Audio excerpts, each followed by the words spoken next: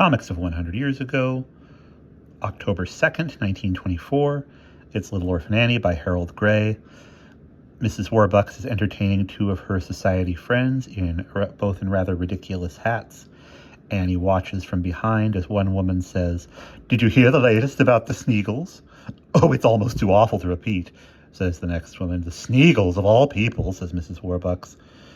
They sit in 3 chairs in a close circle, and the woman in the most ridiculous of the hats says, "Of course, it's only a rumor, as Mrs. Scandleton says." And the next woman says, "Oh, I could hardly believe it. And the Sneagles have always been thought so respectable. Tee-hee." "They ought to be run out of town," says Mrs. Warbucks. Enter Daddy Warbucks from behind a curtain, still in his suspenders and armbands. He says, "Say, who are your friends? If you invited him here on my account, you can invite him to leave any time, see?"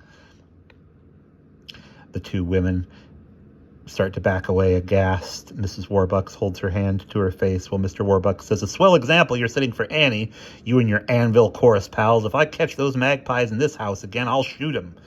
Annie watches from the corner with her mouth open.